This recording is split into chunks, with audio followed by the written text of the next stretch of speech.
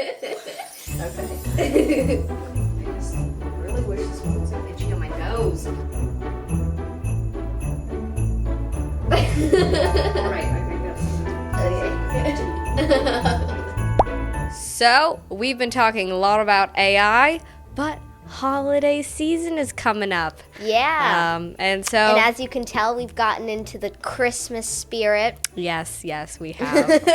But yeah, we've just been talking a lot about kind of the unique value of humans' ability to imagine and create and find meaning and connect. And I think that a big problem with this is just that our culture is so devoid of this in our education system. But then we were thinking, like, also our holidays. So many of them are just focused on consumerism and materialism and I think the idea of a lot of holidays are very wholesome, but the way the actual traditions and the way that it's played out really just focuses on eating unhealthy food or buying a lot of stuff. Yeah. And so maybe like the kind of the backstory of this is that we were talking about what to do for Halloween. And I love, you brought up, you were like, maybe we should give out mango. And apples. Yeah, because we, as a family, we don't really like unhealthy stuff. Try to avoid it as much as possible. Yeah. So then we were thinking, like, okay, we want to take advantage of the fact that, like, a ton of new people are going to be coming by the house. It's like, okay, what should we do? So, we basically turned our garage into, like, a party area.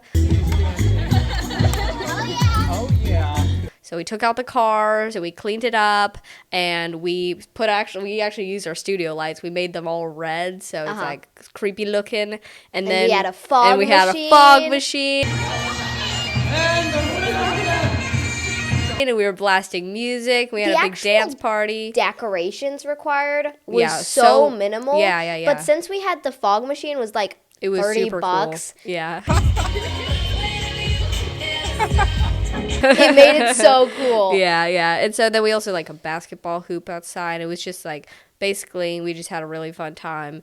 Trick-or-treaters coming by and all the neighbors. And I mean, this is like the one holiday where people are supposed to go door to door and see all their neighbors, right? Yeah. So it's like, you got to take advantage of that, you know? Yeah. This is a really great opportunity to meet your neighbors and get to know them and all that stuff. Yeah, so that experience really got us thinking about holidays in general, because then we were thinking, okay, like, Christmas has basically just become about consumerism. Yeah. And, like, making cookies, right? Eat a lot. Eat a lot of turkey and cookies and hot chocolate and then for Thanksgiving. The main thing is actually buying stuff though. Yeah. Buying a lot of presents. I looked this up, and the average family spends almost $1,000 in the US, spends almost $1,000 on each Christmas. That's and a lot. Pretty much all of that, most of that is presents. Yeah. And then, like, Thanksgiving, you know, there's some wholesome aspects of, like, the food, but then like the caricature of Thanksgiving is just family arguing about politics. Yeah. And then everyone's, like, dreading seeing their family on Thanksgiving, and it's just like, you know, that's not very good. Yeah. And also a lot of turkeys. Yeah. And so for Halloween, you're basically giving kids cavities and diabetes. I was talking to one of my friends, and I was like, oh, yeah, I don't really want to eat candy on Halloween. And she was like, but the whole point of Halloween is to get candy. And it's like, that should not be the whole point of Halloween. Yeah. Well, then it's like in Valentine's Day, I feel like there's a lot of problems with that, where it's like you have this like huge expectation of like, oh, my partner's supposed to do all these things, and then you just ultimately then you just get disappointed. And then at school, I remember it's also candy. It's more candy. It's like heart-shaped lollipops and a bunch of empty letters of like, hey, Happy Valentine's Day. That like literally just copied the same words on all of the letters. Doing that. Yeah. And then also making single people feel lonely. So that's sad.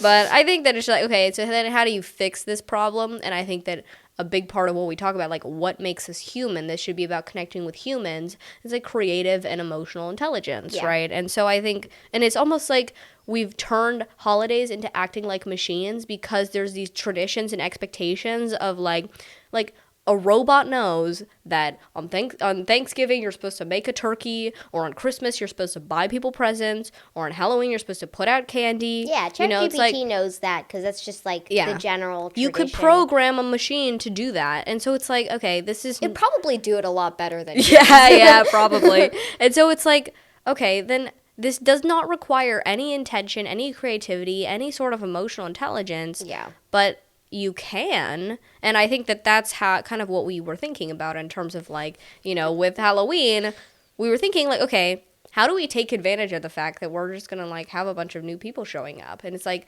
this could be an opportunity for people to connect with neighbors and maybe even like share different kinds of foods and like cultural like yummy treats and snacks and those sorts of things, because like I would actually go trick-or-treating if people were sharing those sorts of things versus like, okay, how many Kit Kats do you need? Yeah. You know, so I think that like that can just be a really great opportunity. It's a lot more interesting and wholesome, and that actually, you know, requires some cognitive thought. Yeah. And I think that also for like New Year's, you know, there's just this false premise for New Year's resolution that it's like you're just going to be able to change on a certain date, when oftentimes it's like change happens incrementally and oftentimes is imperceivable in the moment, right? Like in the moment you don't feel like you're changing, and then you look back a month ago and you're like, wow, a lot changed, right? And then, and so I think that it can also be a really great opportunity for people to like reflect on like what worked and what didn't, and, you know, just think about like, what are my goals for the next year, but not kind of this unrealistic expectation of like everything's gonna change when it's like, I think they use sort of the New Year's environment as like to help switch their perception or switch their behavior, but it really doesn't like work like that. You don't just feel different. And also, if you're going to do something to improve your life or improve your behavior, why wait a couple months or a few weeks? Just start implementing it now. Yeah. And so I think, like, for example, with Christmas, that's a great application of creative intelligence, and Valentine's Day is a great application of emotional intelligence in terms of actually prompting those behaviors. And we have a ton of examples of, like, creative stuff that we've done over the years of, like, you know, we, for, this was 2019, I think. My dad and I, we like secretly went to Target or some other stores, and we like bought some cool chairs and some Christmas lights. 2 cozy chairs. Yeah, and we bought a carpet, and we bought some cozy blankets. This was and a probably mini coffee maker. Best Christmas present I've ever gotten. Yeah. And you guys, you got all this stuff.